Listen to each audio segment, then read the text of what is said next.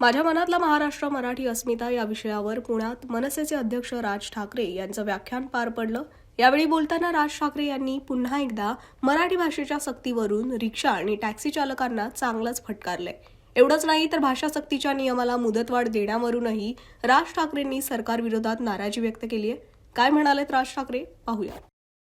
काय मी तुम्हाला एक गोष्ट तुम्हाला सांगतो की कोणतीही सद्य परिस्थिती ही तुम्हाला राजकारण सोडून बोलता येत नाही. आज हा कोणावरती तरी बाबा राजकारणाच्या वरती बोलणार आहे वगैरे अशातला असेल ते येतच त्याच्यामध्ये. परंतु हे सगळं वाटोळं जे झालेलं आहे या सगळ्या वाटोळ्याला कारणीभूत फक्त महाराष्ट्रातले राजकारणी आहेत, दुसरं कोणी नाही. नाही तर हिंमतच नाही होणार हो.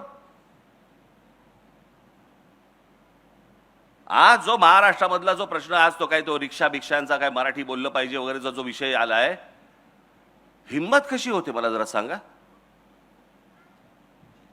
नाही मराठी बोलणार, तुमच्या राज्यात येऊन तुम्हाला ते सांगतायत की नाही मराठी बोलणार आम्ही, आणि ज्याच्यावरती आमचे मंत्री त्यांना सांगतायत बरं बरं ठीक आहे 4 महिने अजून घ्या मराठी शिका. हिंमत नाही तुमची, लायसन्सच रद्द करा. हेच बाकीच्या राज्यात काय होईल, हेच तामिळनाडूमध्ये जर समजा ते बोलले नाही बोलत जा तामिळ, काय होईल मला जरा सांगा. तिकडे पंजाबमध्ये गेले आणि बोलले नाही येत पंजाबी आम्हाला, नाही बोलायचं पंजाबी, काय होईल तिकडे. गुजरातमध्ये गेले आणि बोलले नाही गुजराती बोलायचं आम्हाला, काय होईल त्या राज्यांमध्ये तिकडे. मराठी टिकवायची असेल तर ती वरपासून खालपर्यंत टिकवायला लागते. आणि आमच्या लोकांनी जे सांगितलं, आमची लोक जे सांगत आले बोलत आले, तो महाराष्ट्राचा ठसा तो त्यांनी उमटवला ना. म्हणजे एक साधं उदाहरण तुम्हाला सांगतो. सी.डी. देशमुख, चिंतामणराव देशमुख, हा देश स्वतंत्र झाल्यानंतरचे आपल्या देशाचे पहिले फायनान्स मिनिस्टर. आधी कोण होते? रिझर्व्ह बँकेचे गव्हर्नर. भारत स्वतंत्र झाल्यानंतर ज्या नोटा छापल्या गेल्या त्या नोटेवरचं पहिली स्वाक्षरी जी आहे नोटेवरची ती चिंतामणराव देशमुखांची आहे, एका मराठी माणसाची आहे.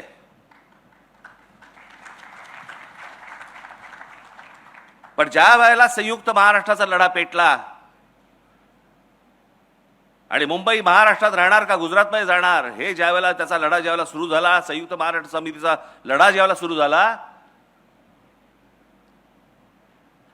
त्यावेळेला लोकसभेमध्ये या चिंतामणराव देशमुखांनी पंडित जवाहरलाल नेहरूंना सांगितलं की तुमच्या मनामध्ये महाराष्ट्राबद्दल चांगला विचार नाहीये,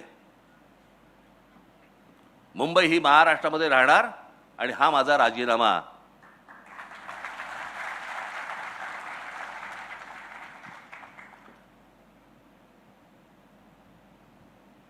तो माणूस IAS होता. त्यांना जेवढे मार्क मिळाले तेवढे आजपर्यंत IASच्या परीक्षेमध्ये स्पर्धा परीक्षेमध्ये आजपर्यंत एवढे मार्क कोणालाही मिळाले नव्हते. ते सी.डी. देशमुख, ते महाराष्ट्राच्या स्वाभिमानासाठी पंडित जवाहरलाल नेहरूंसमोर राजीनामा फेकतात. हा महाराष्ट्र. आणि आम्ही काय करतोय? आमचं लक्षच नाही महाराष्ट्राकडे. आमच्या देशामधला एकमेव खेळाडू, महाराष्ट्राचा एकमेव खेळाडू सचिन तेंडुलकर, ज्याला भारतरत्न मिळालं, एकमेव खेळाडू आहे.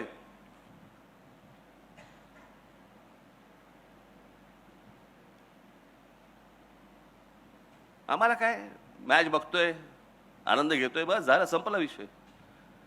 हे दुसऱ्या कोणत्याही राज्यामध्ये असतं ना, त्यांचं काय केलं असतं. थोडा लाईट लावा रे लोकांमध्ये. मला असं वाटतं मी एकटाच बोलतोय. लोकांमधले लाईट आहेत का? माझ्यावरचा नाही, हा बघ. हा, लोकांमध्ये आहेत की नाही लाईट? अरे तापायला लागलं रे माझ्या मागे. हा, आज मी जर चुकत नसीन तर आज दादासाहेब फाळकेंची जयंती. माहितीच नाही आम्हाला कोणाला. आज आम्ही OTT वरती बघतोय, चित्रपट बघतोय, आम्ही मजा घेतोय, चित्रपटांची मजा घेतोय. अरे पण ज्या भारतामध्ये पहिल्यांदा चित्रपट सृष्टी आणली, चित्रपट ज्या माणसाने पहिला बनवला तो आमचा मराठी माणूस दादासाहेब फाळके. आम्हाला विसरच पडलेला आहे या लोकांचा.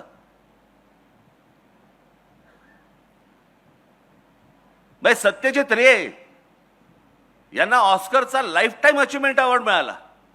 ऑस्करचा लाईफ टाईम अचिव्हमेंट अवॉर्ड हा सत्यजित रेंना मिळाला, पण आमच्या व्ही शांतारामांना नाही मिळाला, आमच्या दादासाहेब फाळकेंना नाही मिळाला, आमच्या बाबूराव पेंटरांना नाही मिळाला. आमची लॉबीच नाही. आमच्या राज्यकर्त्यांना, आमच्या पुढाऱ्यांना वाटलं पाहिजे की आमची माणसं आम्ही मोठी केली पाहिजेत. काही नाही, निरुत्साह.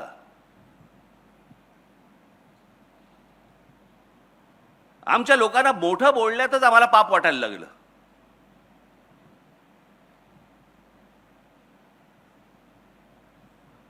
तुम्ही सायन्स अँड टेक्नॉलॉजी घ्या, त्यात मराठी माणसं आहेत. कुठे आहेत तरी ती?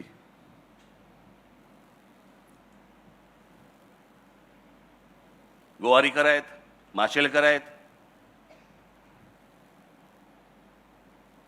अनेक लोक आहेत. माशेलकर या माणसाने आज आम्हाला कळत नाही, आम्ही जातो खंडोबाला, जातो खंडोबाच्या इकडे जातो, आम्ही तुमचा काय त्याला काय हळद असते ना तिकडे, भंडारा, आम्ही उधळतो तिकडे भंडारा.